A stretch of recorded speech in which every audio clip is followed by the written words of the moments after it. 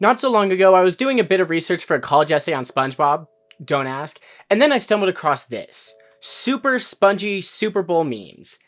And I'll tell you, this is awful. This is some of the worst stuff I have ever read. So today, I just wanted to spend a few minutes on Nick.com and see just how awful it really is. First of all, we've definitely got the super spongy Super Bowl memes. I'll say, this is some terrible stuff right here. So if I remember right, Super Bowl 58 was, of course, streamed on the regular platforms, and then Nickelodeon also streamed it with its own, like, Nickelodeon SpongeBob stuff. It's a big part in NFL's campaign to make Gen Alpha like football, which I'm pretty sure they don't, but honestly, I don't know. I don't care.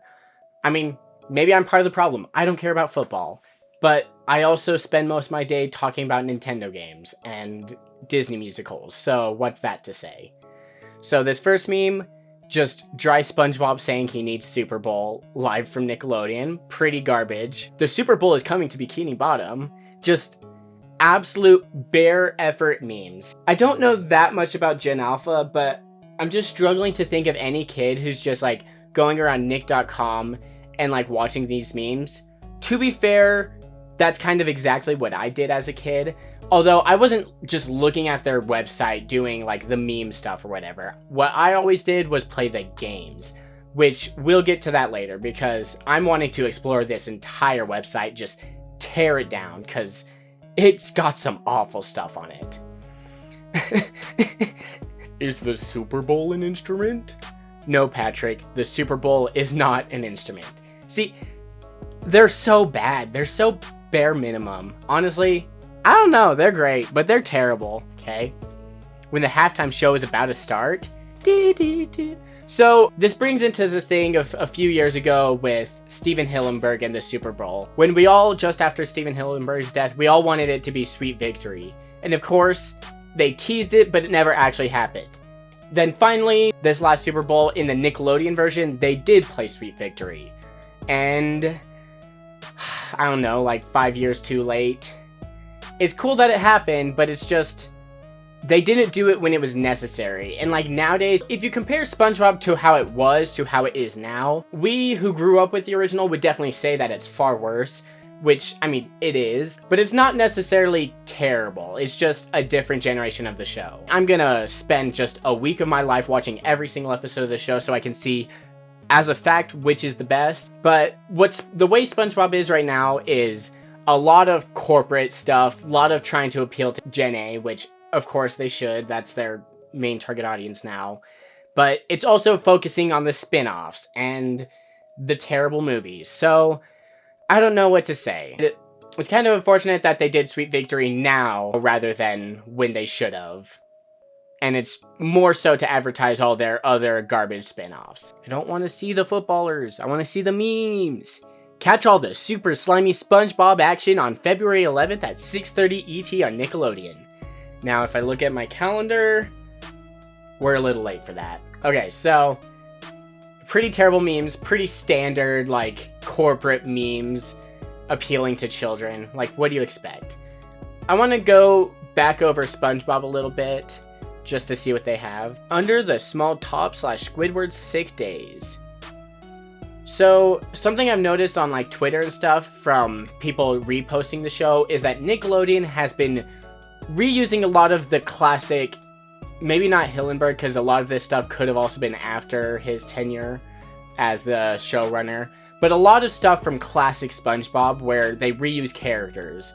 They reused Handsome Squidward, they brought Bubble Bass as like a main character, and frankly, like, I shouldn't care. But to me, it's really interesting how they're relying on original SpongeBob to market and make episodes for this new era of watchers. Like, Gen Alpha, they weren't even alive when the original seasons of SpongeBob came out. Why on earth would they care about Handsome Squidward coming back or Bubble Bass? Like, sure, there's the memes and all, but is that really all? If I remember right, they're even bringing back characters that weren't even big memes. Like, I believe Nosferatu came back in an episode. And stuff like that is just so unnecessary, especially considering the fact that these kids didn't grow up with these episodes. Sure, they're still rerunning on Nickelodeon, but these kids don't care. They should be creating new characters for these kids to meme on, or I don't know, get attached to. It's really weird how they're banking on Gen Z millennial nostalgia when they should be creating nostalgia for Gen Alpha. It doesn't make sense to me. Ooh, SpongeBob's. Yeah, I want a SpongeBob's myself. Oh man, do I have to get the app? Where's my phone? Oh, it's my camera. Gotta break out the iPad. That's impressive how well it tracks. This doesn't even have Face ID on it. No, come back. Yeah, like that is really impressive. And it genuinely looks like a 3D model. Like that is some impressive technology they've got running here. Oh, I can be Patrick. That is some magic they got. I have overdosed on ketamine. Creddy's relationship timeline. What on earth?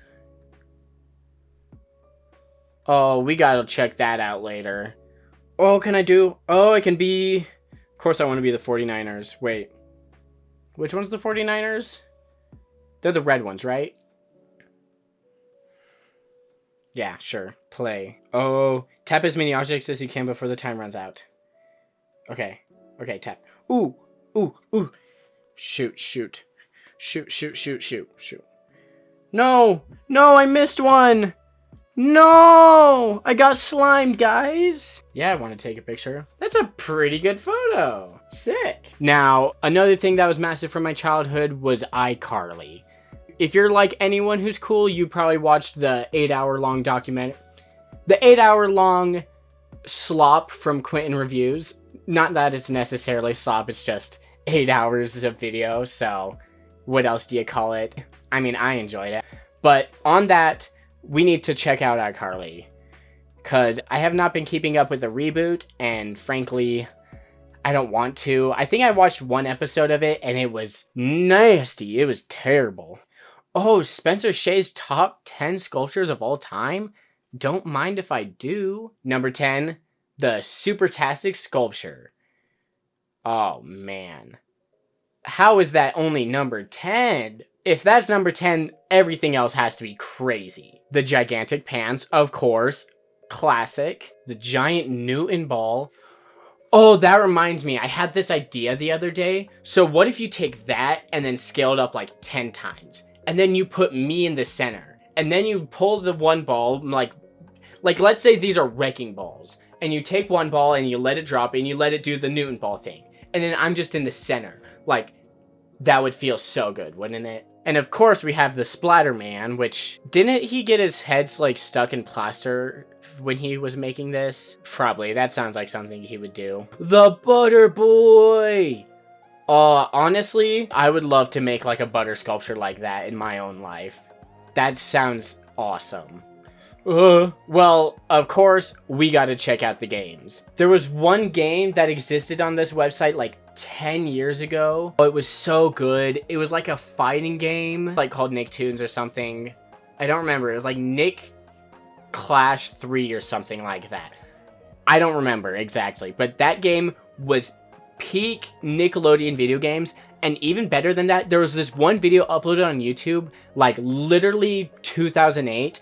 And I've watched it so many times. That video had the song Hey There Delilah playing on it. That was the first time I ever heard that song.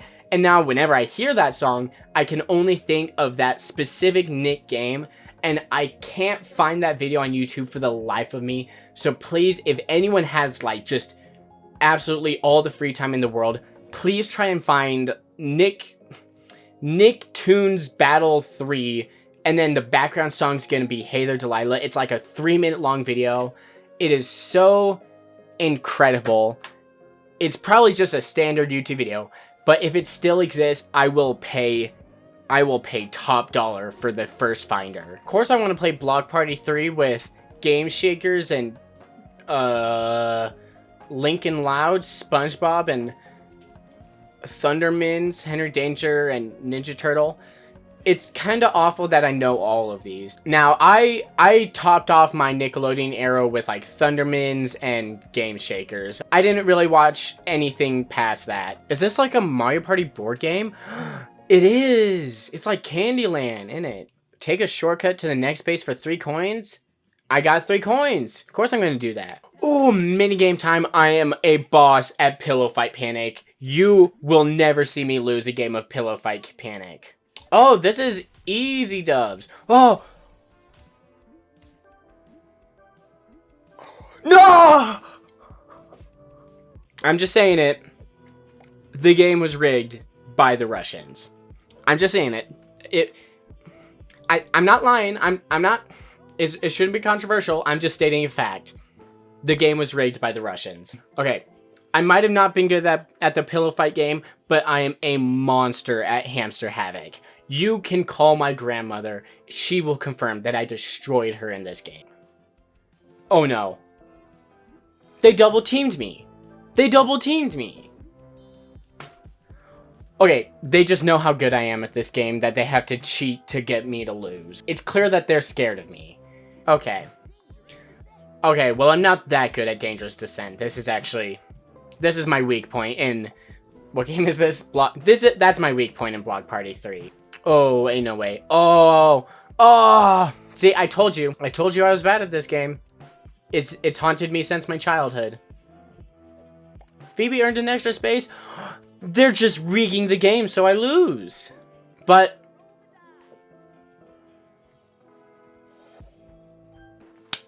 And that's a dub in the books for me. Look at that. Boys, we know how it's done in this place. We know how the world works. We out here. I don't even know what I'm saying. I'm just yapping. The Patrick Star Show. Oh, the Patrick Star Show. Terrible, terrible place. There's 2 main problems with the Patrick Star Show. 1, it completely ignores the lore of Patrick's family set up by SpongeBob. And 2, it's a total random equals funny kind of show. I don't know. It's a kid's show, so I guess I can't complain. But that doesn't mean kids shows don't have to be bad. That's the biggest problem. Why should we dismiss something being bad just because it's a kid show? Kids shows should not be allowed to just be bad because they're kids shows. Look at Avatar. Look at... I can't think of anything else at this moment. There's a lot of really bad kid shows, but there's a lot of good ones that I just can't think about. And why can't that be every kid show? They made a live action Loud House show? Why would they do that? Why would they ever do that? Nickelodeon has gone downhill. Visiting this website is like a really good way to show that my nostalgia for some of these franchises, like, it's good. But at this point, in hindsight, I can see that almost everything they make is for money to capitalize on the current generation. And I might like to argue that it wasn't like that for me, but I'm sure it was. It's just, we can tell a whole lot clearly now. It's super odd seeing the Nick website nowadays. Why on earth are they still showing shows like the 2012 Ninja Turtles and the 2006 Zoe 101? And yet... there's no Avatar. I guess just to end it out, then... Oh, the Thundermans. Okay, yeah, let's end it out by looking at the Thundermans Returns. Like I said, one of the last shows that I watched on Nickelodeon was the Thundermans. That show is very cringe, like the writing's pretty bad, the acting's really bad, if you've like ever watched it on Netflix in hindsight, and...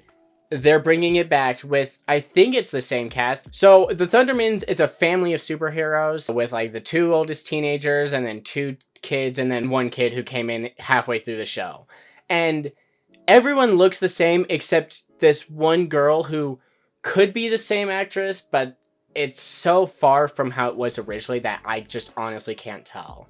Now, this seems very much so like a case of them making product for product's sake. I don't think anyone was really asking for this show to return. The youngest people who'd be watching this show at the time who still remember it were probably like 5, and then nowadays they're like maybe 14. So I can't imagine them being in the demographics to want to watch a return of the show. So again, it just makes no sense. This show really seems like Nickelodeon in harder times bringing back an old show in hopes that it'll make them a little bit of money, and or the actors being on hard times wanting more money. They have the full cast of the original show, which makes it seem like none of them wanted to move on to a different project. So it's just a really odd thing that I don't know who was asking for. You weren't asking to watch a video about me scrolling Nickelodeon.com, yet you watched it. So someone's gonna be watching this probably. Will it get a second season? Probably not. Will this get a second part? No. But hey, thanks for watching. I hope you check out more videos of mine. I got plenty of stuff here, and I got plenty of stuff on the way. And if you like Nintendo stuff, check out Arctic Jack in the description. It's nothing but awesome over there. But hey, I'm gonna leave it right there. Keep cool. Bye.